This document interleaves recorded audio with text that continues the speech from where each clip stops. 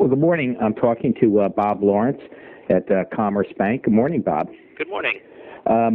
My understanding is that you're located somewhere in the middle of New Jersey, or? We are located in central Jersey, and we have two other operation sites, one in North Jersey and one in southern New Jersey. Mm-hmm. You have an unusual structure, and it's very anxious to interview you.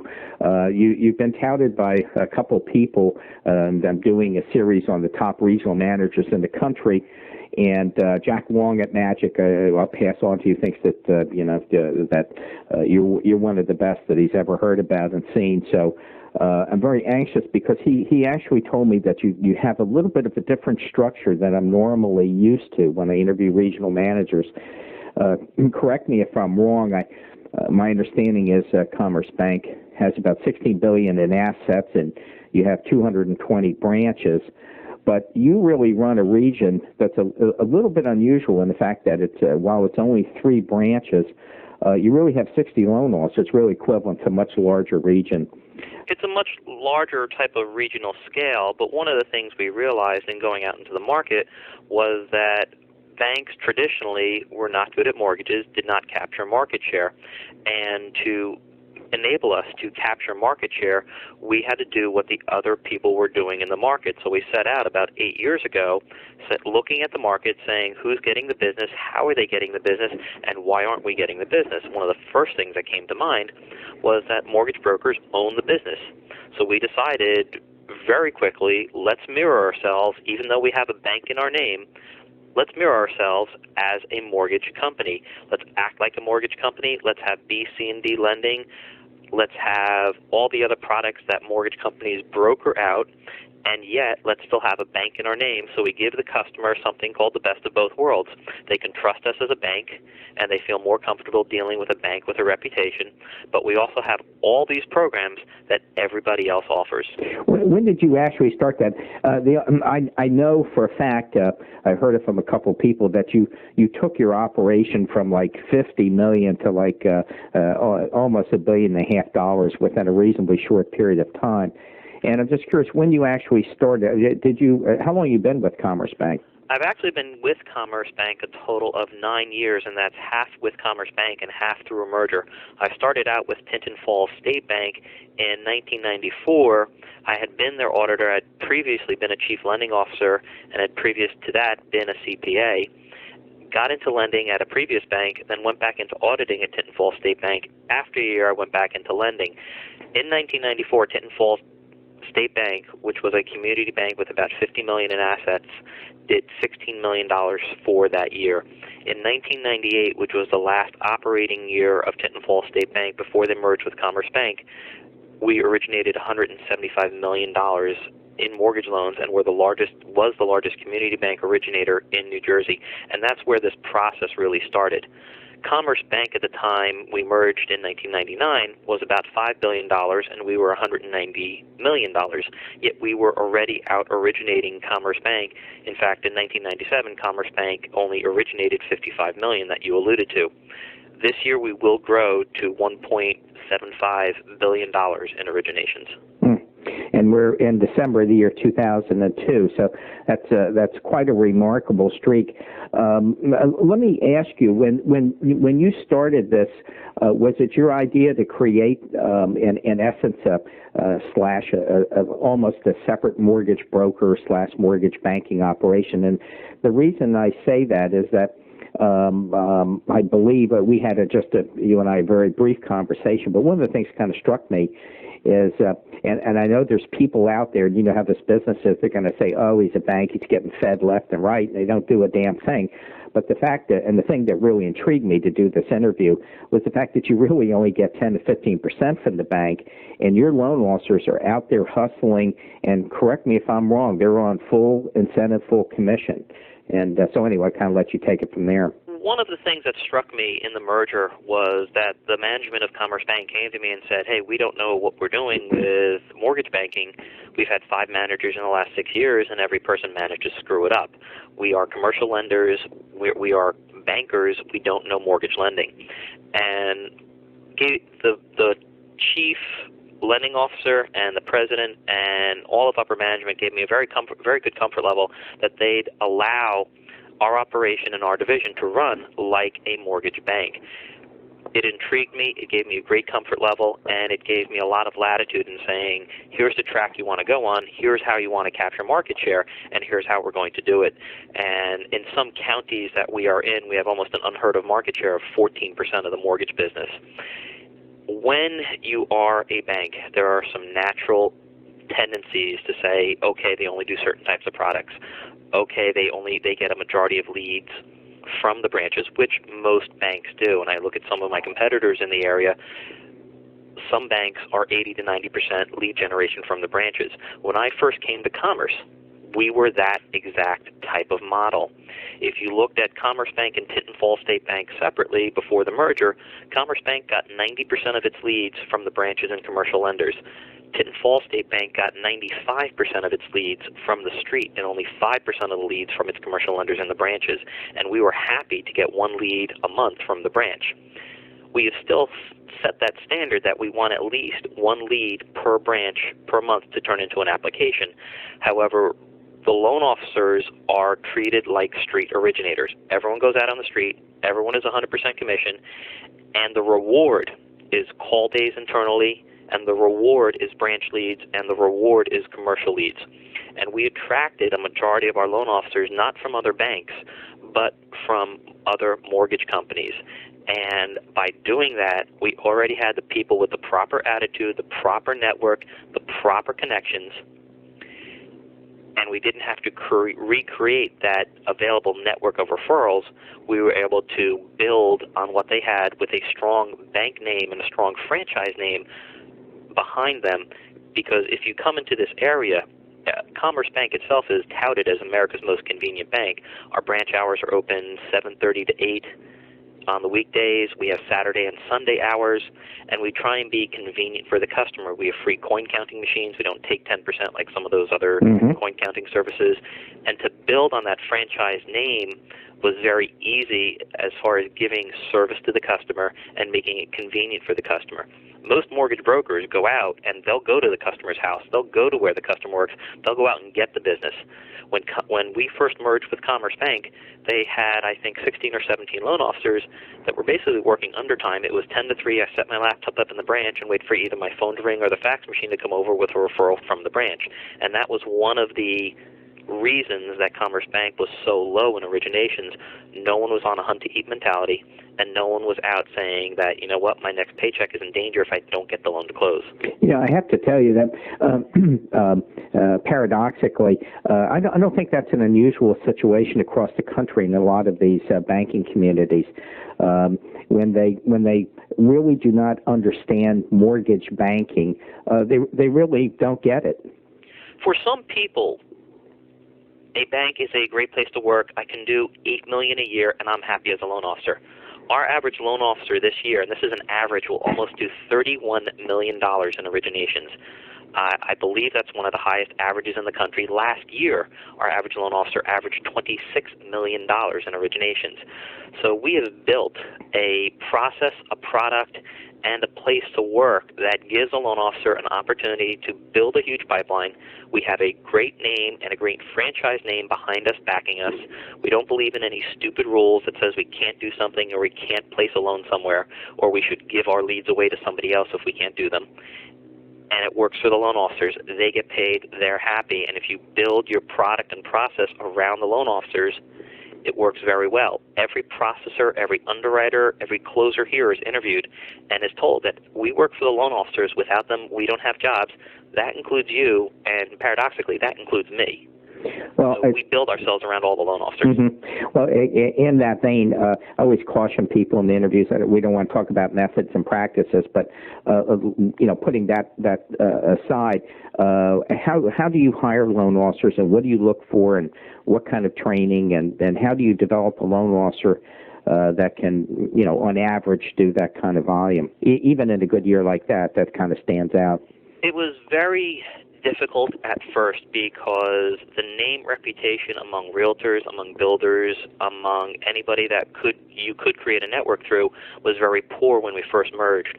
What we did is we created our products, we created our pricing, and said to our core loan officers, go out and get the business because no one's going to be able to compete with us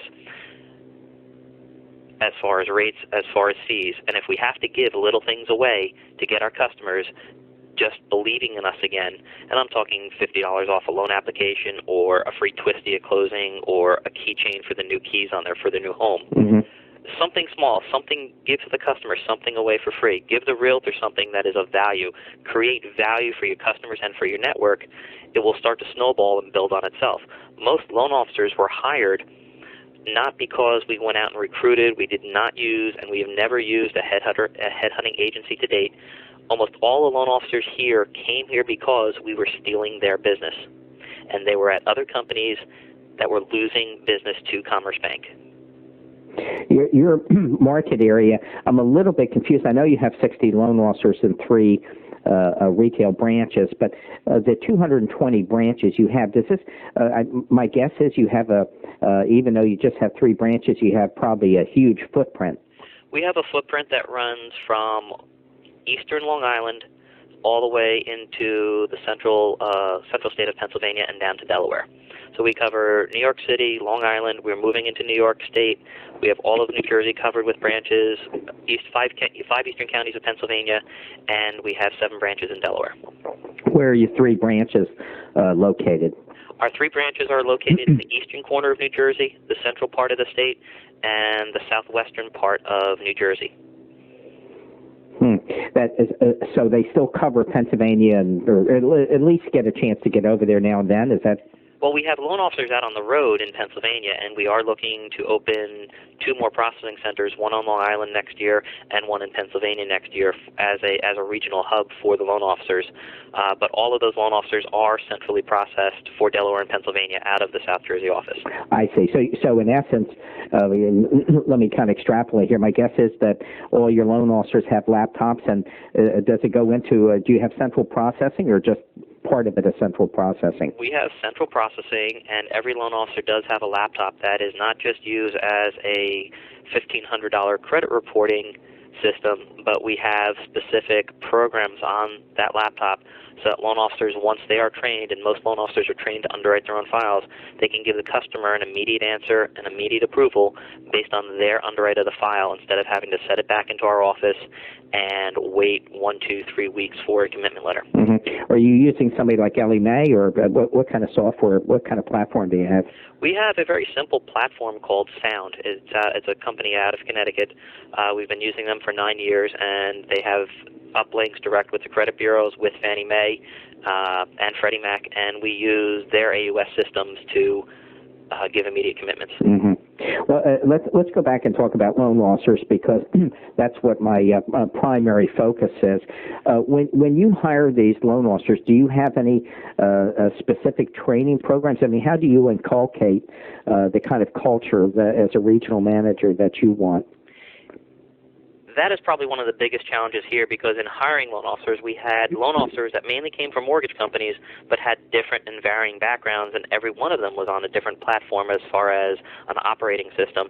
We have a training program here in which the processor actually teaches the loan officer how to put the loans on our electronic system.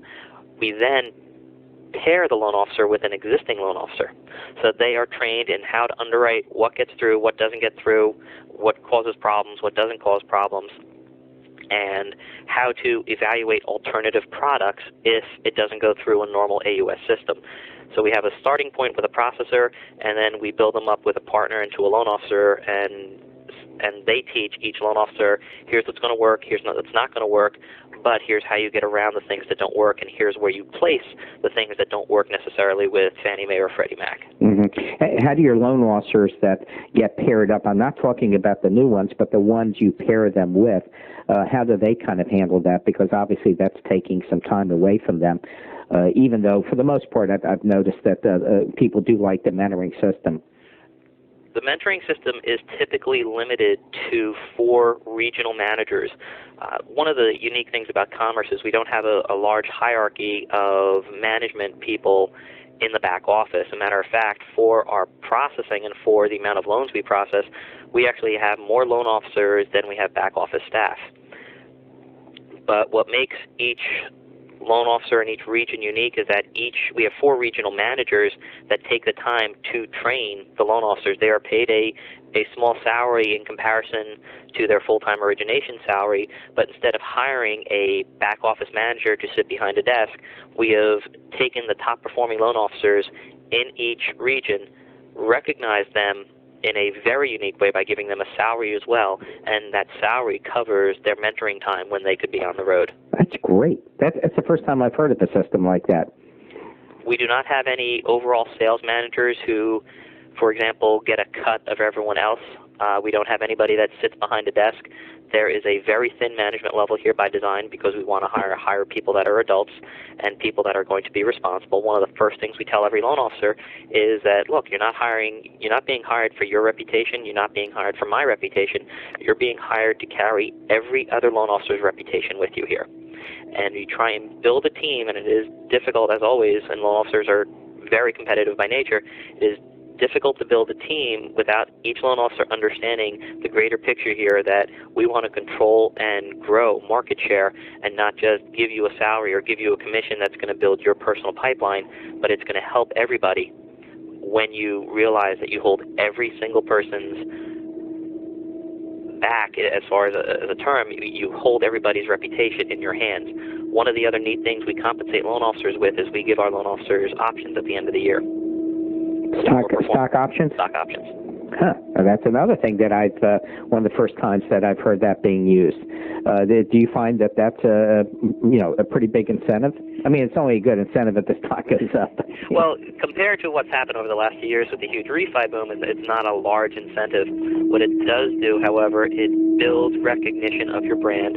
It builds a loyalty over time that the people that are going to stay with you for a very long time are going to recognize and understand that as the stock grows, they have a vested interest in making profits for the bank and not just themselves, because that further helps the stock performance and it further helps their pocket. How long have you had this in play? I mean, have you been doing this for a while now? It is in its 3rd year. And the reception? The reception has been fantastic, only because one of the things we look back at is how many top-performing loan officers have we lost to the competition in not only the last 8 years, but in the last 3. And another unique statistic about Commerce Bank is we have never lost a loan officer that produces $10 million a year. At least $10 million. At least $10 million. That's incredible. But let me ask you, it kind of leads me to want to delve into another subject area here that's tangential to it, and that is your management style. Is yours kind of a hands-on or hands-off? What would you say your management style is? And then let's go one level down to your regional managers. I'm going to give you sort of a cop-out answer in that my management style is hands-on when it needs to be and hands-off when it needs to be. Yeah, what a cop-out. Right now, I am doing everything from rolling my sleeves up in underwriting files to helping at the end of the month closing files. So I'm very much a hands-on person because of the overload right now with the refi boom. My typical style in a non-refi market is very hands-off, and we manage and we take very big pride in the fact that our complaint levels are almost non-existent. We push service and we push what we do. And although every customer calls in here and says, what are your rates, what are your fees, and that's the first thing a customer will ask. During that process, we go over our rates, we go over our fees, because you go into a real estate office and everyone's going to say we have the best rates, we have the best fees. And that's everybody's typical shtick when they're going out and selling. Of course. To go beyond that and say, okay, we're in the range with fees, we're in the range with rates, we're going to be in the market, we're going to be among the lowest. By the way, you have my personal service guarantee that I will make sure your loan closes, that I will not bait and switch you, and you go down the line on a list of service commitments that we will make to the customer. You'll have your commitment in X days. We will meet your closing date. We'll be there for you if you have any questions. I'm always reachable by pager or cell phone. you give a list of these service commitments and make the customer, we have a saying around here, make the customer say, wow. Stand up and recognize service, because that builds your network beyond what you can do. So typically after that training goes on with the initial loan officers to teach them how to build their service levels, we take a step back and are totally hands-off with the originators. And now, you mentioned something I want to talk about a little more, and that's, I guess, that this concept of service commitments. Is this something that all 60 of your loan officers, it's kind of a pro forma right, so to speak, that when they deal with people, they're listing this off? You know, much like the food stores say at the end, God, just drives me crazy. You know, you save $3.12 today. You know, of course, you didn't save a damn thing. But we want to give something that's tangible and net value to the customer. And most of our loan officers are seasoned loan officers that we have either grown with over the last 8 to 10 years, or that we have been in the business 10 and 15 years, and they came here because we were taking their business. So most of the loan officers have some idea of a service level commitment. What makes us unique is that we push that service level commitment to a new height, and we try and differentiate ourselves not only by rates and fees from our competition, but by a service level commitment from our competition.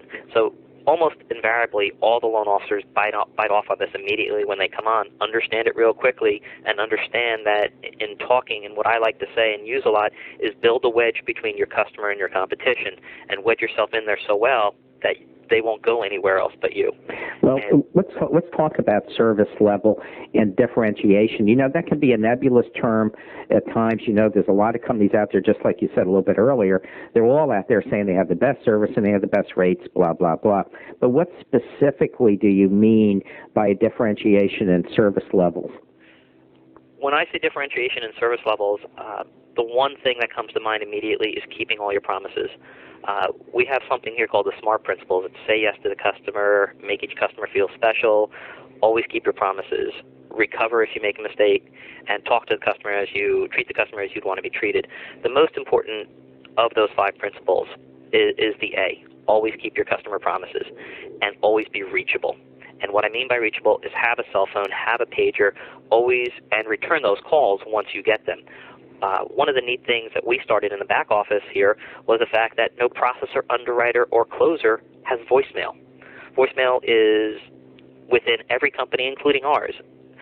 And one of the things we've decided that we wanted to be ahead of everybody is when a loan officer needs a question answered, they're going to get a processor, an underwriter, or closer, or if they don't get their processor that they're specifically assigned, they're going to get a processor to tell them where their processor is or help them out of a situation, or get an underwriter involved in making an immediate decision to get back to their customer. So we promise immediacy of response. We promise immediacy and 24/7 access. I mean, we've had loan officers tell stories of people calling them, paging them 10, 11, 12 o'clock at night. We still return those phone calls because customers work, and some customers work very late and get around to getting their mortgage late at night. So all our loan officers make a commitment to be available all hours, all days, weekends, weekdays, evenings, nights. Do you get feedback from realtors and customers directly to you on this, the popularity of it? I've heard of this before, by the way, of not using the voicemail. There is a very high producer, Rodney Anderson, I think he's a leading producer for CTX out of Texas, a quite incredible person. And he doesn't have voicemail, even with all his volume. He takes every call. You know, if you look at something simple about voicemail, if a customer is on their lunch hour and calls in for interest rates, if they get a phone message saying, please leave your name and number and call back, invariably, they're just going to go down the list of people they're looking in the Sunday paper or down a list of people they have to call until they get a human response. I can't tell you, and I can't even count anymore, how many loans we have taken away from other lenders just because we answered the phone. It is very, very important that the customer is serviced when and where they want to be serviced.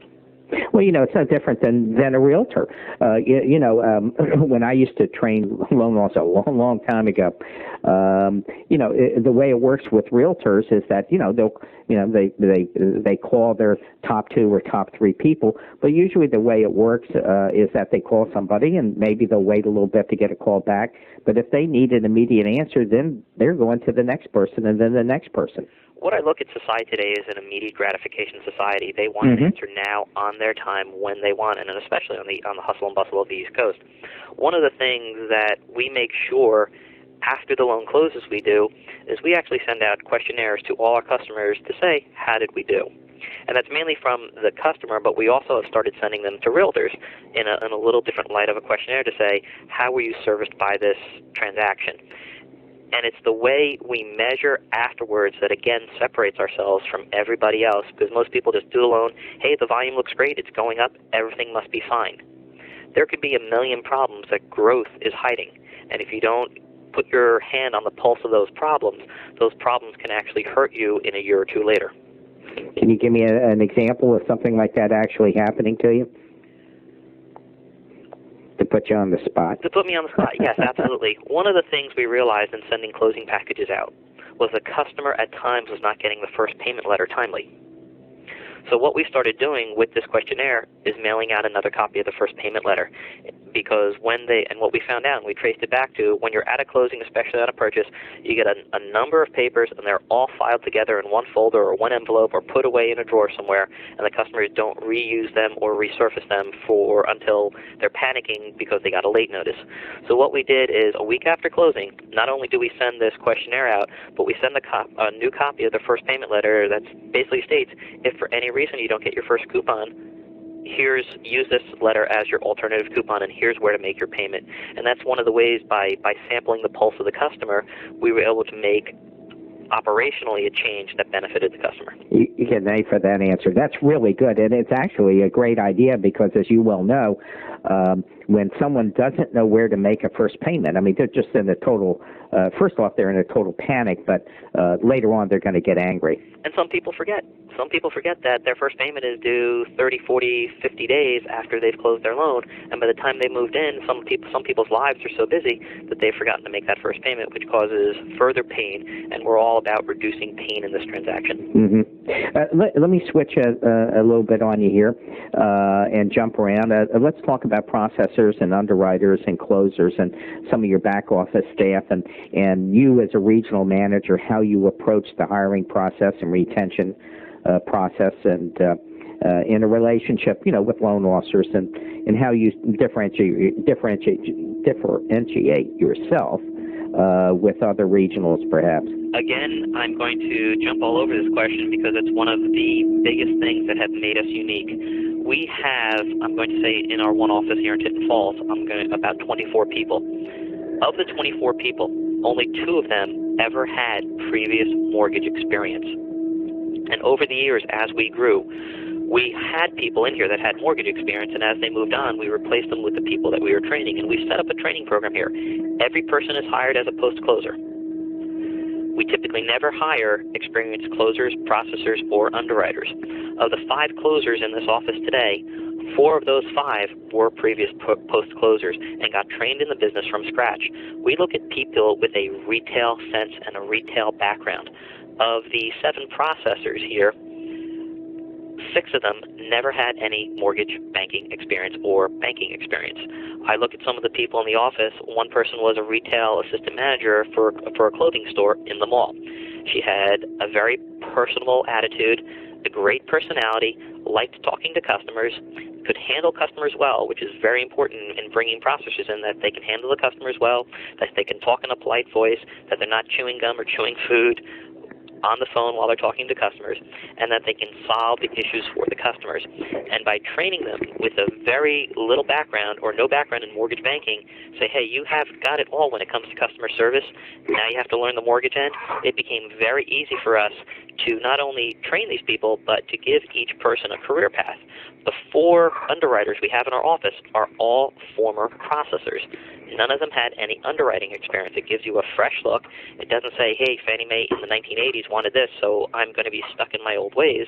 And as technological change occurred at a very fast pace in the last 6 years with the implementation of automated underwriting systems, we were able to train these people a lot faster than what we felt we could train people with 10 and 15 years of experience who were used to doing things certain ways. And it became very easy for us to move along a very quick curve with technological change. That's impressive. What about in terms of compensation? Do you compensate people, on a bonus system to try and incent them a little bit? Do the loan officers slip a little money now and then? Well, that's a very unique. We're again very, very unique in that the one thing that we have promised and told people, and to date have kept our promises, in that in the 30-year history of Commerce Bank, there's never been a layoff because we got slow. So unlike mortgage banks that will go out and hire a slew of people and then lay them off when the refinancing wave goes away, we have said, yes, you're going to work tons of overtime. Yes, we're going to get a lot of temps in here, and we currently have 9 temps and 2 management trainees from the branches in with us, so we have 11 temps assisting us. But when it slows down, guess what? We're going to hold on to you, and we're going to have you do other things perhaps, but you have a job here. So the promise of long-term job stability versus the promise of making a lot of money has been weighed in our favor because I'll tell you right now, we do not pay the highest of the lenders out there on the street, and many of the people here could go out today and start their new salary at $5,000-$10,000 more, but most of them don't because they know now if they're hired, they're also the first ones out when it slows down. Well, I've been in the business almost 30 years now, and I hate to admit it, but you hit something that's really important from the management standpoint. Those of us that have been around a long time and are old-timers know that you go out there and you start getting in the bidding wars and, throwing 50, 60, 70, all these crazy numbers at people. Eventually, when the worm turns and the refis start going away, they're the first people that are going to get bounced out. And right. So it's self-defeating. We don't pay any of our processors over $30,000. We don't pay any of our underwriters over $40,000 a year. Well, of course, in where you are too, you're also subject to where you live. And if someone's processing New York City or San Francisco, of course, it would be a little bit different. There would be a conceptually, differential, yes. Yeah, but conceptually, what you're talking about makes absolute sense. But of course, there's a trade-off there, and the trade-off is if you're going to pay somebody $5,000 less, you better have a damn good reason to give them why they should stay with you. And of course, you've articulated that. And the flip side is you're going to have a job for a long time that you can count on. Yes, and everyone has bills to pay. Everyone has a mortgage. That's right. And everyone here has had a career path, all for underwriters or from processing. A majority of the processors are former closers. 4 of the 5 closers are former post-closers. So we start out, we don't care if you don't have any mortgage banking experience. We prefer if you don't have any experience. But if you have a pleasant attitude, you can talk to customers well, and you can articulate your thoughts well, you have a job here. Mm-hmm.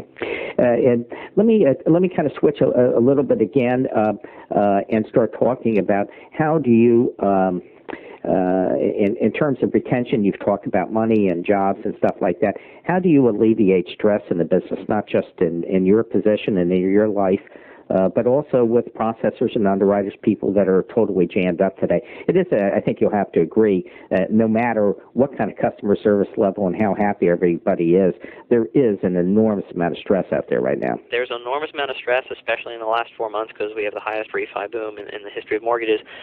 We do something here typically every week for the processors, for the underwriters, for the closers, for the entire back office. It is everything from suggesting that loan officers that are coming in bring in a breakfast for the office to various loan officers buying lunch for the office and recognizing and taking the time out. The most important part is recognition. It's recognizing that everyone's working for everybody very hard, and it's recognition in a verbal sense that, hey, wow, we appreciate everything you're doing, and by the way, lunch is on me today. And that verbal recognition goes so far to saying, hey, wow, these people do really care about me and see that I'm really busting my butt working in a difficult environment. One of the other things we do, we kind of have something here called Red Fridays. And Red Fridays is every Friday where you wear something red, you will get something or some kind of gift, or it could be as little as a gummy bear watch, a piece of candy. 2 weeks ago, everyone that wore red on Friday got a shopping bag for mall shopping, an extra heavy-duty bag that they can walk around the mall and go shopping with. It's little things like that almost sound a little funny or corny, but it has gone a long way to saying, every Friday we're going to get some type of break. We've given gummy bears, we've given party hats out to everybody and let them wear them for the day. It's something that takes their mind off what we're going through during the whole week. Let me kind of wrap up our interview by asking, what do you see in the future in the next 3 to 6 months and even a year out in our business, and how do you expect to handle it?